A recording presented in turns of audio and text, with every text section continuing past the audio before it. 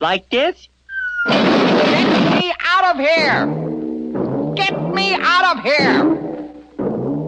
Lift it off! Lift it off! Obviously, Chumley, you don't know the first thing about this diving helmet, or this diving suit, or this air hose, or... You know, Chumley, there are things about this diving equipment even I don't understand. We'd better stop by to see Mr. Whoopi on our way to the South Pacific. Gee, Tennessee, what a nifty truck. A radio and everything. Yes, we'll get the latest news. And here's a bulletin just handed us. All citizens are asked to be on the lookout for a penguin and a walrus. They have escaped from the Megapolis Zoo and are believed to be masquerading as deep-sea divers. When contacted, Stanley Livingston, keeper of the zoo, had this to say. My equipment! They stole my beautiful equipment! Oh, if I ever get my hands on them, I'll skin them alive! Oh, no. Now look what you've got us into, Chumley. We really need Mr. Whoopi. So the way I figure it, Mr. Whoopi, we've got to bring back the giant clam or Stanley Livingston will skin us alive for taking his diving equipment. Well, my. You boys have gotten yourselves into some pretty deep water. We'll just have to see what the three-dimensional blackboard has to say about it. Now, where did I put it? Must be here in the closet.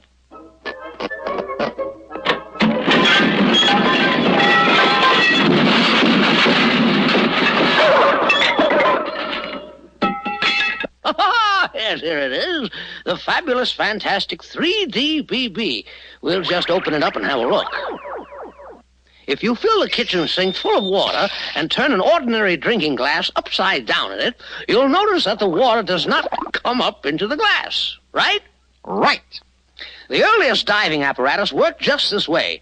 They were helmets made of leather, but they didn't hold enough air to let a man stay under very long. So a hose was attached to it and air was pumped down. It went into the helmet and bubbled out the bottom. Trouble was, if the diver leaned over, the air escaped and water filled the helmet. Very bad. Then an Englishman solved the problem by making a whole suit out of leather and fastening it to the helmet. Now the water couldn't get in, and he put a valve on the helmet to let the air get out. It worked fine, just fine. And that was the beginning of our modern diving suit.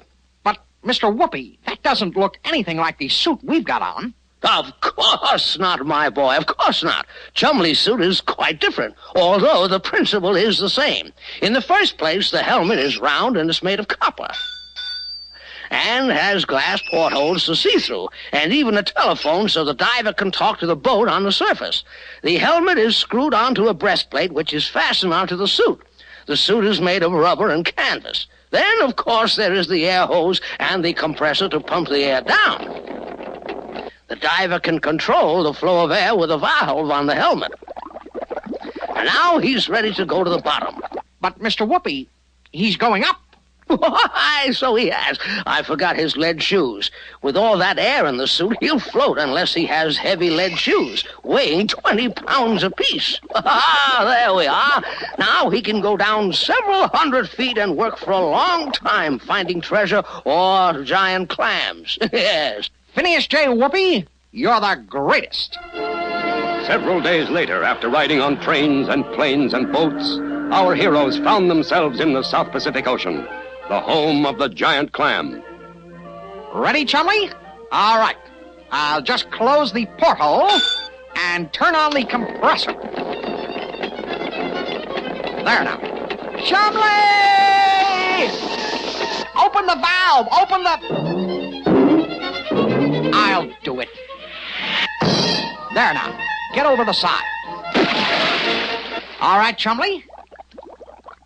We are in telephone contact. Now, how are you doing? Uh-huh. I see. What's that? You're on the bottom already.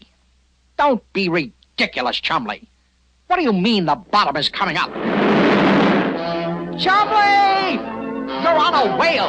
The back of a whale. Get off. Get off.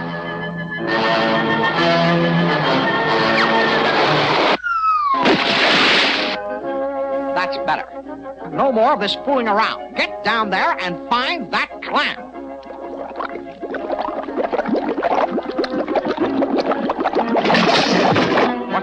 The clam found you. No, Chumley, you're excited. You mean you found the clam. Good work. No, Chumley. Tell me about it later. Right now, I'm lowering a hook to you. Fasten it on the clam, and I'll hold it up. Easy. Easy. Chumley!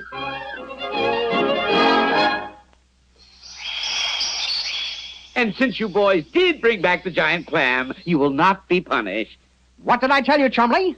Tennessee Tuxedo will not fail. Instead, I'm going to give you two the honor of sharing your quarters with the newest member of the zoo family, the giant clam. Yay!